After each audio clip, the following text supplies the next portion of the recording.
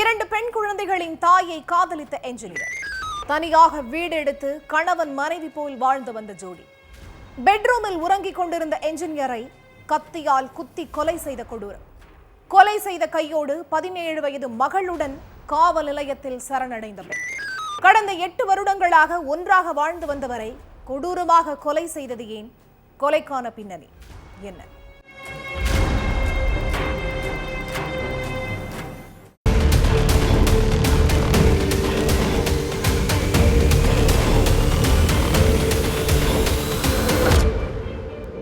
சாயங்கால நேரம் போலீஸ் ஸ்டேஷன்ல வழக்கம் போல போலீஸ்காரங்க எல்லாரும் அவங்கவுங்க வேலையை பார்த்துக்கிட்டு இருந்தாங்க. அப்போ நீட்டா ட்ரெஸ் பண்ணிக்கிட்டு பார்க்கறதுக்கு கொஞ்சம் ரிச் லுக்கில் ஒரு பொண்ணும் அவங்க கூட ஒரு சிறுமியும் ஸ்டேஷனுக்கு வந்திருக்காங்க. அவங்கள பார்த்த போலீஸ்காரங்க, என்ன மேடம், கம்ப்ளைண்ட் கொடுக்கணுமா அப்படின்னு கேட்டிருக்காங்க. அதுக்கு கம்ப்ளைண்ட்லாம் கொடுக்க வரல, நான் ஒரு கொலை பண்ணிட்டேன், அதான் என் மகள் கூட சரணடைய வந்திருக்கேன்னு சொல்லியிருக்காங்க. ஆடைகள்ல ரத்தம் தெறிக்க தெறிக்க அருவாளோட சரணடைய வந்த பல பேரை பார்த்த காவலர்களுக்கு ராயல் லுக்ல வந்த பெண் ஒரு கொலையை பண்ணிட்டேன்னு சொன்னதும் போலீஸ்காரங்களுக்கு ஒரு நிமிஷம் ஷாக் தான்.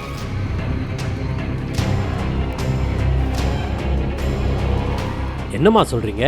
யாரை கொலை பண்ணீங்க? உங்க பேர் என்ன? அப்படின்னு அடுத்தடுத்து கேள்விகளா கேட்டிருக்காங்க போலீஸ்காரங்க. அதை அடுத்து அந்த பெண்ணையும் சிறுமியையும் கூட்டிக்கிட்டு சம்பவம் நடந்த இடத்துக்கு போனப்பதான் பல பகீர் விஷயங்கள் எல்லாம் வெளிச்சத்துக்கு வந்துச்சு.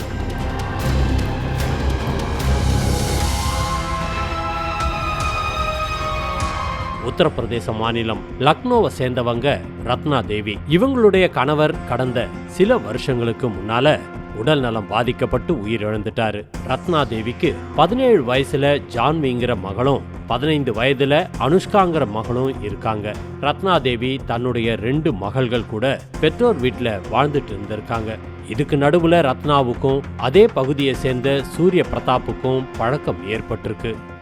இன்ஜினியரான சூர்யாவுக்கு கல்யாணம் ஆகல. தாய் உயிரிழந்ததால தன்னுடைய அப்பா நரேந்திர சிங்கோட வாழ்ந்துட்டு இருந்தாரு. இதுக்கு இடையில நண்பர்களா பழகிக்கிட்டு இருந்த சூர்யாவும் ரத்னாவும் ஒன்னு சேர்ந்து வாழ முடிவு பண்ணி சலார்கஞ்ச் கிரீன் சிட்டில உள்ள ஒரு வீட்டை வாடகைக்கு எடுத்து லிவின் முறையில வாழ்ந்திருக்காங்க. ரத்னா தேவி தன்னுடைய மூத்த மகளை மட்டும் தான் கூட கூப்பிட்டுட்டு போயிருக்காங்க. 2வது மகளை பெற்றோர் வீட்டிலேயே விட்டு இருக்காங்க.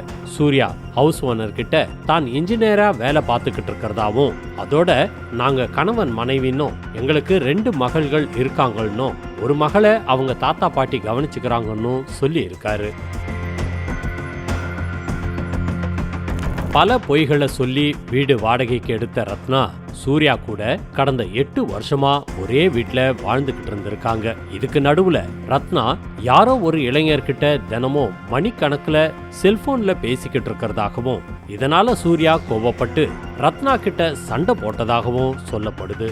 கடந்த சில மாசமாவே அவங்களுக்குள்ள அடிக்கடி பிரச்சனை ஏற்பட்டிருக்கு. சலார்கஞ்ச் கிரீன் சிட்டிலேயே சூர்யா பேர்ல சொந்தமா ஒரு வீடு இருக்கு.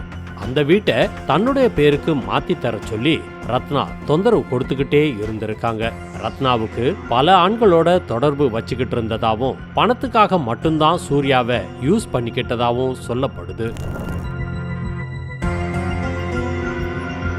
ஆனா சூர்யாவோ என்னுடைய வீட்டை உன் பேர்ல எழுதி வைக்க முடியாதுன்னு கட் அண்ட் ரைட்டா சொல்லியிருக்காரு. வீட்டையும் தரமாட்டேங்கிறான், யார் கூடயும் பேசக்கூடாதுன்னு மிரட்டிக்கிட்டே இருக்கான் அப்படின்னு கடுப்பான ரத்னா, சூர்யாவை கொலை பண்ணிட்டா நாம யார் கூட வேணாலும் பேசலாம், சம்பாதிக்கலாம் அப்படின்னு நினைச்சவங்க சூர்யாவுடைய கதையை முடிக்க திட்டம் போட்டிருக்காங்க. கூடவே தன்னுடைய மூத்த மகள் ஜான்வியையும் கூட சேர்த்துக்கிட்டு இந்த கொலையை கனகச்சிதமா முடிக்கிறதுக்கு பிளான் போட்டிருக்காங்க. சம்பவத்தன்னைக்கு ஆபீஸ் போயிட்டு வந்த டயர்ட்ல பெட்ரூம்ல தூங்கிக்கிட்டு இருந்தாரு சூர்யா. அந்த சமயம் கையில கத்தியோட அந்த ரூமுக்கு தாய் ரத்னாவும் மகள் ஜான்வியும் போயிருக்காங்க. அங்க ஆழ்ந்து தூங்கிக்கிட்டு இருந்த சூர்யாவோட கால்களை ஜான்வி இறுக்கமா பிடிக்க ரத்னா கத்தியால அவருடைய வயிற்றிலேயே சரமாரியா குத்தி இருக்காங்க. அதுல சூர்யாவுக்கு அதிகப்படியான ரத்தம் வெளியேறி சம்பவ இடத்திலேயே பரிதாபமா உயிரிழந்துட்டாரு.